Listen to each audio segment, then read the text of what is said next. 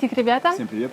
Сегодня мы с Димой решили снять вместе видео, и это будет первое наше видео совместное на канале T-Gym. Как-то я не пока... Кстати, если кто не знает, то это мой муж, оказывается. И, кстати говоря, у нас еще есть канал T-Glow, второй канал, где мы ежедневно снимаем видео в Таиланде, как мы здесь живем, в общем, что с нами приключается и как мы ищем себе приключения на пятую точку. Так что, если вам интересно, обязательно заходите и смотрите нас ежедневно. А сегодня мы хотим поговорить с вами, наверное, на самую главную тему для тех, кто только собирается изменить свою жизнь к лучшему, приобщиться к спорту, поправить здоровье и настроиться на позитив. И самое главное, что это касается людей, то есть семейных пар, каких-то пар, которые живут вместе и которые хотят смотивировать свою вторую половинку к здоровому образу жизни. Как это лучше сделать, как не обидеть свою вторую половинку и вообще не отсечь напрочь все эти желания, сегодня мы постараемся вам дать некоторые советы. Все-таки начать стоит именно с того, что не нужно делать особой разницы между мужчиной и женщиной. Потому что мотивация, по сути, для всех одна. Все мы хотим быть успешными, здоровыми, красивыми, и чтобы это продолжалось как можно долгий период времени, правильно? Да. Поэтому мы не стали делить тему на две части. Часть про девушек и часть про мужчин. Да. Мы собрали все как бы в один шейкер информационный и поделимся им с вами сегодня. Первое, с чего хочется начать, это чего действительно не нужно делать, чего не нужно говорить или каких поступков не следует совершать при мотивации своей второй половинки. Потому что это все-таки любимый человек, и обида такого человека, мне кажется, будет еще долго-долго вспоминаться.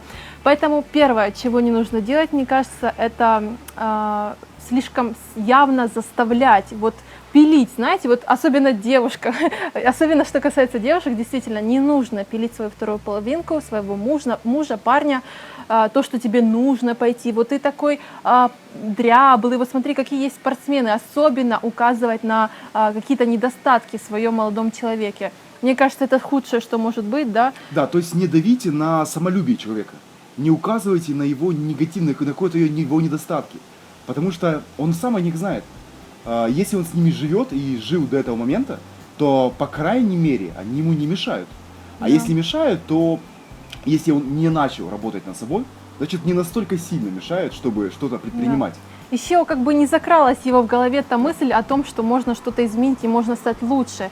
Он пока этого еще не понимает. И особенно, мне кажется, девушек не стоит пилить и указывать на их недостатки. Для девушки, мне кажется, слова о том, что ты не такая хорошая или ты недостаточно красивая от молодого человека, это худший ужас, страшный сон, который только может ей представиться. И это действительно не нужно делать никогда в жизни. Особенно, что касается ревности.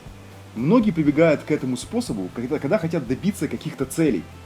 И девушка, к примеру, рассказывает, что в зале к ней подходят такие спортивные мужчины красивые, предлагают ей поехать во Францию, в Париж. Рассказывает своему мужчине, который имеет там какое-то брюшко, да, как бренное тельце.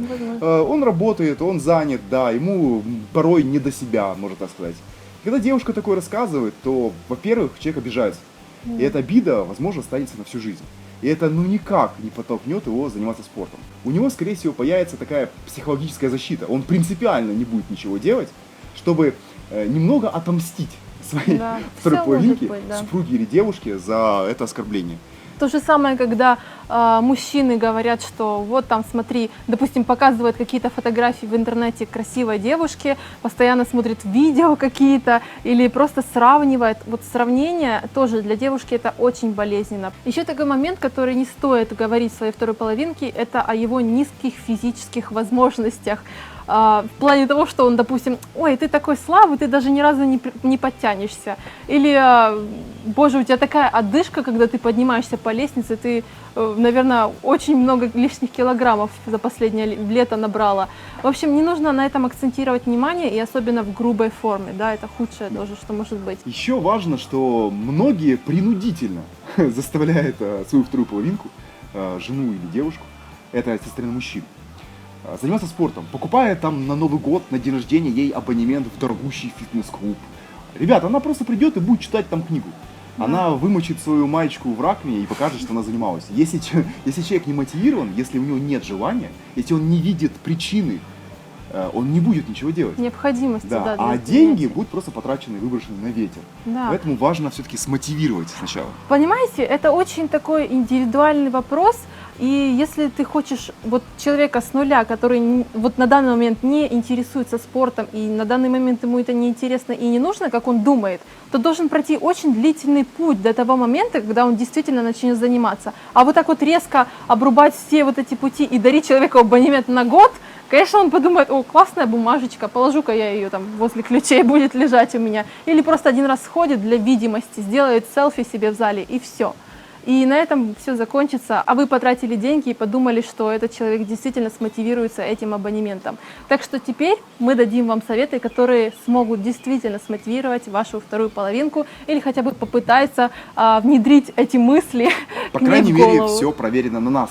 Да, То есть живой пример. мы это все примеры. дело прошли и можем поделиться. Лет 5 назад, когда я только начинал заниматься, еще до того, как я познакомился со своей прекрасной супругой Танюшей, я это делал исключительно ради того, чтобы иметь какую-то хотя бы среднюю форму мужскую, дабы нравиться девушкам.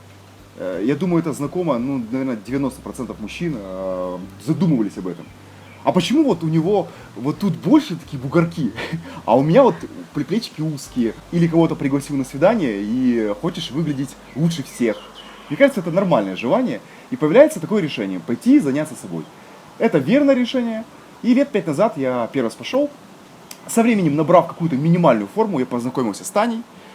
И, приходя домой с тренировки, рассказывал, что, ну, реально, ребят, я чувствовал себя прекрасно. Я чувствую по сей день, никаких нет проблем, у меня никогда ничего не болело. По сей день у меня никогда не болит голова. То есть Дима рассказывал о своих позитивных впечатлениях после тренировки, что у него что-то там выросло, что у него постоянная легкость Даже в теле. выросло. Да, вот, легкость в теле. Я поднимался по лестнице быстренько, хватал эти сумки, там, ездили куда-то с друзьями, я впереди всех бежал, плыл, быстрее ехал на велосипеде. Как-то ты этого не замечаешь.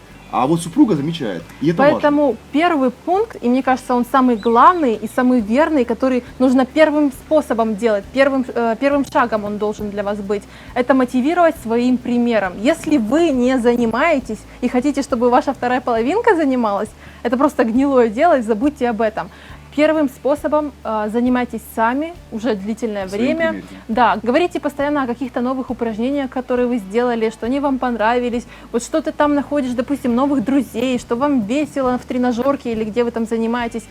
Вторая половинка, она подсознательно начнет хотеть постоянно быть с тобой, и не дай бог он там какую-то девушку встретит. Это не прямой знак, что вы даете ревновать, но просто ваша вторая половинка захочет постоянно быть с вами. И мне кажется, это уже отличный способ затянуть свою девушку или парня в тренажерный зал. Еще очень важный момент, добавлю чуть-чуть. Я любил еще заниматься волейболом, футболом. Мне очень нравились и сейчас нравятся спортивные игры. Я много времени проводил на свежем воздухе. И многим знакома проблема, мы сами работаем в интернете, и постоянно сидеть за компьютером дома в душной, в 4 стенах. А тут появляется реальная причина выходить из дома, гулять, общаться.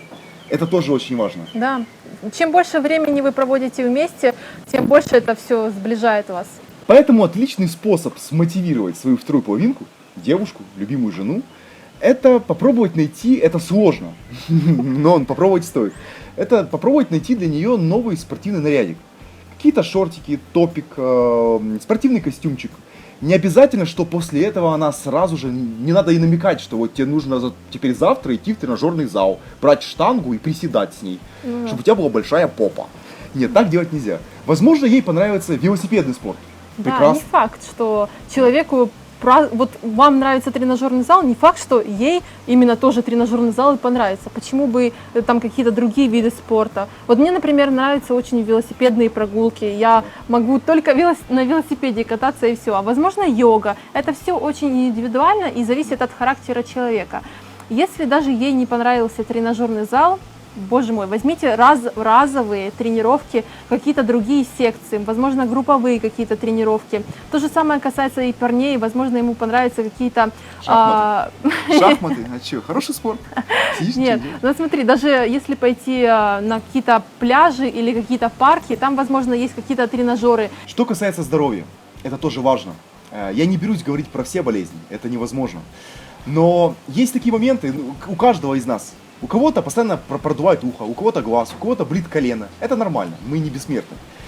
Ребят, никакие таблетки, никакая фармакология не сравнится просто с активным образом жизни, со спортом. С питанием. Спорт не исцеляет, он лишь позволяет человеку как можно дольше сохранять здоровье. Это важно. Поэтому, если появились проблемы, и эти проблемы связаны с малоподвижным образом жизни, пора меняться. И пора меняться, потому что надо. Да, это не то, что может мне там ягодицы подтянуть или там животик убрать. Нет, тут уже становится вопрос, вот честно, вот без преувеличения, жизни или смерти. Вы просто вот банально укорачиваете себе жизнь, и вы знаете, что вы можете быть лучше, быть здоровее, и вы сможете сделать что-то больше в этой жизни. Закончу мысль, есть выражение «работать на аптеку». Оно особенно актуально в наших странах, потому что цена на лекарства иной раз космическая. Вы или будете работать на аптеку, или начнете заниматься собой. У вас есть выбор, и это правильно. Допустим, ваша вторая половинка уже пошла с вами в тренажерный зал, в общем, неважно, вы так уже поняли, просто начала заниматься. Во-первых, мне кажется, первое время, когда, если даже вы хотите вместе ходить по одному абонементу в один и тот же зал, к примеру, лучше всего, если ваша вторая половинка будет ходить отдельно от вас. Потому что, если вот я сейчас говорю именно за девочек, потому что, мне кажется, девчонкам первое время будет очень стеснительно перед своим молодым человеком. Во-первых, она не будет знать, что ей делать. В этом случае обязательно нужно, мне кажется, брать тренера, потому что первые шаги очень опасны будут для здоровья, если они будут самостоятельно, лишь бы как выполняться. Но, естественно, ей будет действительно стеснительно перед вами что-то выполнять. Так что первые недели, 2 недели, а может и месяц, пусть она походит сама, а уж потом по-любому человек скажет, что давай ходить вместе, чтобы похвастаться своими успехами. То же самое касается и парня, да? Приятно наблюдать, когда твоя вторая половинка становится лучше. Она лучше себя чувствует, она лучше выглядит, она становится бодрее, веселее, счастливее. Это всегда, независимо от того, какая жизнь, где вы живете. Больше. Уверенность в себе – это очень важно. Несмотря на то, во что вы будете одеты, вы всегда будете выглядеть прекрасно. Потому что наша лучшая одежда – это наше тело. И для девушки, мне кажется, особенно важно прекрасно выглядеть вечером в платье. И это как минимум должно быть мотивацией. А если вечером вы еще и добавите, что, дорогая, как же ты прекрасно выглядишь, это будет еще лучше. Даже когда ваша вторая половинка приходит после тренировки, потная, усталая, похвалите. Вот ты сегодня молодец, ты не сдалась, встала, могла бы там, допустим, лежать на диване, смотреть какой-то фильм вместе со мной. К примеру, в общем, сделайте такой вариант, что вот я сегодня проленился, а вот ты такая молодец, ты не ленивая, не такая, как я, и пошла на тренировку. Вот я смотрю, у тебя увеличились ягодицы или у тебя животик ушел. Все расцветет, все заиграет новыми красками. Или, по крайней мере, уточните, что вот я занимаюсь, но вот если бы ты не занималась, я бы давно уже бросил. Да. Что вот да. именно из-за тебя, я смотря на тебя, я мотивируюсь. Я удивляюсь твоей силе, да? Что еще хочется сказать по поводу похвалы? Для парней, наверное, это на первом месте стоит. Не когда... для всех, но... Но парни любят, когда их хвалят, и особенно хвалят их физическую форму и их внешность. Вот И в это присутствии еще друзей. Важно очень. все. Да. В общем, похвала – это такая фишечка, но здесь лучше не перестараться, потому что человек может в какой-то момент расслабиться и подумать, у меня же ничего не уйдет, я могу съесть пончик, и все нормально будет. Поэтому будьте здесь тоже очень внимательны и тактичны. Наш мир устроен так, что когда спрашивают у тебя совет, ты чувствуешь себя важно.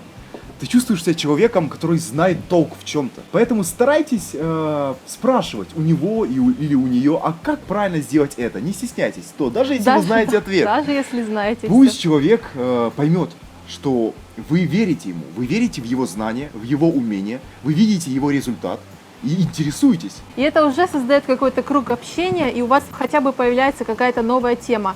Очень часто бывает в отношениях, когда вот люди долго уже живут, и иногда все притирается, вот сидите вы, допустим, за ужином, ну и нечем поговорить, но бывают такие случаи. А когда вы найдете свое дело, к примеру, спорт или здоровый образ жизни, или какое-то правильное питание, допустим, вы найдете темы, которые можно будет обсудить и даже, может быть, поспорить с друг другом, что мы делаем иногда Но с не Димой. до ссоры.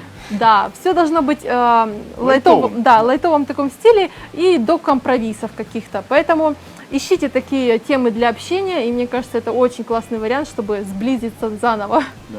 Да и просто, чтобы с кем-то познакомиться. Ребят, спорт Да. еще, он очень объединяет. У меня никогда столько не было друзей до того, как я начал практически правда. профессионально заниматься спортом. У меня не было никогда столько друзей. Я узнал массу интереснейших людей. И поверьте, это лучшие друзья, которые только можно найти. очень Друзья, верные. спортсмены, не то чтобы верные, это... Не, ну у меня же жена спортсмен. Это самый верный друг.